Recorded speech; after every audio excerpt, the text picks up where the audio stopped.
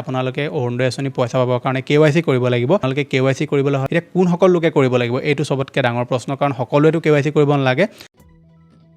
Digital Assam 2.0 চেনেলটো এটা নতুন ভিডিঅ'লৈ আপোনালোক সকলোকে পুনৰবাৰ স্বাগতম জনাইছোঁ। আপোনালোকে যদি এইবাৰ অৰুণোদয় আঁচনিত নতুনকৈ আবেদন কৰিছিলে আৰু অৰুণোদয় 3.0 আঁচনিটো কিস্তি সেইটো আপোনালোকে যদি লাভ কৰিছে তেনেহ'লে ৰিচেণ্টলি এটা যথেষ্ট খবৰ ভাইৰেল হোৱা দেখিবলৈ পাইছিলোঁ যে অৰুণোদয় আঁচনিত যিসকল লোকে পইচা পাইছে তেওঁলোকে KYC কৰিব লাগিব কাৰণ ৰিচেণ্টলি মুখ্যমন্ত্ৰী হিমন্ত বিশ্ব শৰ্মাই ক'লে যে আপোনালোকে KYC কৰি লওক কিন্তু বহুতো লোকে বুজি নাপালে যে একচুৱেলি KYC কোনে কৰিব লাগিব। গতিকে সেই যিটো প্ৰশ্ন আছিলে এই প্ৰশ্নটো লৈ বহুতে মোক কমেণ্টো কৰি আছে বহুতে পাৰ্চনেলি মোক হোৱাটছআপতো সুধিছিলে যে আমি অৰুণোদয় আঁচনি পইচা লাভ কৰিছোঁ এতিয়া আমি KYC ক'ত গৈ কৰিমগৈ বা KYC আমি কৰিব লাগিব নেকি এই সকলোখিনি ডিটেইলছ আপোনালোকক আজি ভিডিঅ'টোত মই দিবলৈ চেষ্টা কৰিম যে KYC আচলতে কাক কৰিবলৈ কৈছে কোনে কৰাটো প্ৰয়োজনীয় আপোনাৰ অৰুণোদয় আঁচনি পইচা অহা বন্ধ হৈ যাবনি যদি আপুনি KYC নকৰে সকলোখিনি কথা আপোনালোকে ভিডিঅ'টো ডিটেইলছ সহকাৰে জানিব পাৰিব। ভিডিঅ'টো সম্পূৰ্ণভাৱে প্ৰথমৰ পৰা শেষলৈকে চাব। এতিয়ালৈকে আপুনি ভিডিঅ'টো যদি লাইক এটা কৰা নাই ফটাফট ভিডিঅ'টো লাইক এটা কৰি দিয়ক। চেনেলটোলৈ যদি প্ৰথম আহিছিলে ছাবস্ক্ৰাইব কৰি লওক এনেকুৱা ধৰণৰ ইনফৰ্মেটিভ ভিডিঅ' ৰেগুলাৰ চাবৰ কাৰণে। আহক এতিয়া ভিডিঅ'টো আৰম্ভ কৰোঁ। ভিডিঅ'টো আৰম্ভ কৰাৰ আগতে আপোনালোকলৈ সৰু এটা অনুৰোধ আপোনালোকে এতিয়ালৈকে আমাৰ যদি হোৱাটছআপ চেনেলটো জইন কৰা নাই সোনকালে জইন কৰি লওক। হোৱাটছআপ চেনেলত মই বহুতবিলাক এনেকুৱা সৰু সুৰা আপডেট দি থাকোঁ স্কিম ৰিলেটেডে হওক অৰুণোদয় আঁচনি ৰিলেটেড হওক বা যিকোনো ধৰণৰ দেশৰ হওক বিদেশৰ হওক সকলোবিলাক খবৰ মই হোৱাটছআপ চেনেলত আপডেট দি থাকোঁ।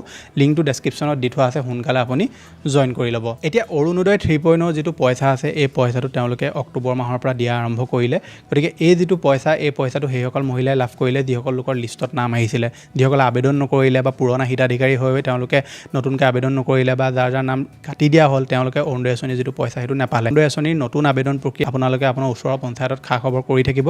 যদি আপুনি এইবাৰ অৰুণোদয় আঁচনিৰ লিষ্টত নাম আপোনাৰ নাপালে বা ধৰি লওক আপুনি এপ্লাই কৰিব নোৱাৰিলে তেনেকুৱা ক্ষেত্ৰত আপোনালোকে আকৌ এপ্লাই কৰি চাব পাৰে। যদি পঞ্চায়তত ফৰ্ম আহে আপোনালোকে ফৰ্ম ফিল আপ কৰিব তাৰ কাৰণে আপোনালোকে পঞ্চায়তত খবৰ কৰি থাকিব। যদি ফৰ্ম আহিছে বুলি কয় তেনেকুৱা ক্ষেত্ৰত আপোনালোকে ফৰ্মসমূহ লৈ আপোনালোক যিসকলে নেপালে অৰুণোদয় আঁচনিত ফৰ্ম ফিল আপ কৰিবৰ কাৰণে বা ফৰ্ম ফিল আপ কৰিছিলে কিন্তু আপোনালোকৰ নাম কাটি দিলে তেনেকুৱা ক্ষেত্ৰত আপোনালোকে আকৌ ফিল কৰি ল'ব পাৰিব। আপোনালোকে অৰুণোদয় আঁচনি পইচা পাবৰ কাৰণে KYC কৰিব লাগিব। বেংক একাউণ্টৰ KYC সেইটো কথা ক'লে আপুনি অৰুণোদয় আঁচনি পইচা পাবৰ কাৰণে অৰুণোদয় কিবা KYC তেনেকুৱা একো নাই। আপোনালোকে KYC কৰিবলৈ হ'লে বেংক একাউণ্টটো KYC কৰিব লাগিব।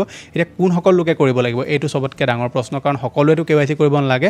আপোনালোকৰ যিটো বেংক একাউণ্ট আছিলে সেই বেংক একাউণ্টটো ধৰি লওক আপোনালোকে অৰুণোদয় আঁচনিত দিলে আৰু আপোনালোকৰ একাউণ্টটোত দিলে বহুত দিন KYC কৰা নাই দিলে 3 বছৰ হৈ গ'ল বা ধৰি লওক 2.5 বছৰ হৈ গ'ল 2 বছৰ হৈ গ'ল আপুনি KYC কৰা নাই তেনেকুৱা ক্ষেত্ৰত আপোনালোকৰ যিটো বেংক একাউণ্ট আছে সেইটোত পইচা নোসোমাবও পাৰে বা আপুনি যদি ধৰি লওক অৰুণোদয় আঁচনি লিষ্টত আপোনাৰ নাম পালে কিন্তু প্ৰথম কিস্তি পইচাই নোসোমালে সেইটো এটা কাৰণ হ'ব পাৰে যে আপোনাৰ বেংকৰ যিটো KYC সেইটো আপোনাৰ ফেইল হৈ আছে যাৰ কাৰণে তেওঁলোকে আপোনাৰ পইচাটো বন্ধ কৰি থৈছে।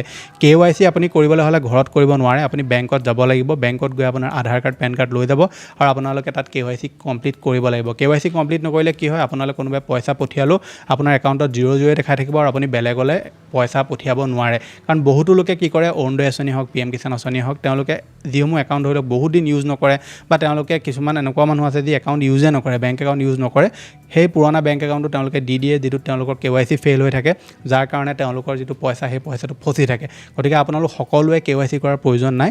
যিসকল অৰুণোদয় আঁচনিৰ হিতাধিকাৰীয়ে বেংক একাউণ্ট দিছে আৰু বেংক একাউণ্টটোত যিসকল অৰুণোদয় আঁচনিৰ হিতাধিকাৰী বেংক একাউণ্টটো বহুত পুৰণা মানে এইটো নহয় যে আপোনালোকৰ ধৰি লওক একাউণ্টটো বোলে চলাই আছে তেতিয়া প্ৰব্লেম নাই। যদি আপোনাৰ একাউণ্টটো চলোৱা নাছিলে বোলে KYC আপডেট হৈ আছে নে নাই হোৱা নাজানে তেনেকুৱা ক্ষেত্ৰত আপোনালোকে পইচা নাপাব পাৰে বা আহিবলগীয়া সময়ত পইচা আপোনাৰ বন্ধ হৈ যাব পাৰে। বন্ধ মানে কি ফচি থাকিব পাৰে পইচাটো যেতিয়া আপুনি KYC কমপ্লিট কৰি দিব তেতিয়া আপোনালোকে পইচা লাভ কৰিব। এতিয়া সেইটো জানিবৰ কাৰণে আপোনালোকে দৌৰা মেলা কৰাৰ প্ৰয়োজন নাই বোলে মই এতিয়া ভিডিঅ'টো চালোঁ কাইলৈ KYC কৰিবলৈ ধৰিম তেনেকুৱা নহয়। যদি আপোনাৰ একাউণ্টত আপুনি পইচা লাভ কৰা নাই তেনেকুৱা ক্ষেত্ৰত আপুনি বেংকত গৈ KYCটো কৰাবগৈ। যদি আপোনাৰ ধৰি লওক বোলে একাউণ্টটো বহুত দিনৰ পৰা আপোনাৰ KYC হৈ থকা নাই বহুত দিন আপুনি KYC কৰা নাই তেনেকুৱা ক্ষেত্ৰত আপোনালোকে যেতিয়া বেংকলৈ যাব বেংকত এবাৰ সুধি চাব যে আমি KYC আপডেট কৰিবলগীয়া আছে নেকি। যদি আপডেট কৰিবলগীয়া আছে বুলি কয় তেনেকুৱা ক্ষেত্ৰত আপডেট কৰি ল'ব। যদি আপোনাৰ একাউণ্টত পইচা নাই সোমোৱা বহুত দিন ধৰি লওক আপোনাৰ একাউণ্ট আপুনি ইউজ কৰা নাই অৰুণোদয় আঁচনি লিষ্টত নাম থকাৰ পিছতো আপুনি প্ৰথম কিস্তি পইচা নাপালে তেতিয়া আপোনাৰ কাৰণ হ'ব পাৰে যে আপোনাৰ বেংক একাউণ্টৰ KYC ফেইল হৈ আছে আৰু সেইটো কথাই মুখ্যমন্ত্ৰী হিমন্ত বিশ্ব শৰ্মাই কৈছিলে আপুনি KYCটো বেংকত গৈ মেলি কৰোৱাই ল'বগৈ তেতিয়া আপোনাৰ যিটো অৰুণোদয় আঁচনি পইচা সেই পইচাটো আপোনালোকে ধুনীয়াকৈ আকৌ লাভ কৰি থাকিব। গতিকে এইটো আছিলে যে আপোনালোক দিবলগীয়া ইনফৰ্মেশ্যন। আশা কৰিছোঁ আপোনালোকে ভিডিঅ'টো চাই ভাল পালে। যদি ভাল পালে ভিডিঅ'টোত লাইক কৰিব। চেনেলটোলৈ যদি প্ৰথম আহিছিলে ছাবস্ক্ৰাইব কৰি ল'ব এনেকুৱা ধৰণৰ ইনফৰ্মেটিভ ভিডিঅ' ৰেগুলাৰ চাবৰ কাৰণে। মই লগ পাম এটা নতুন ভিডিঅ'ত আজিলৈ ধন্যবাদ।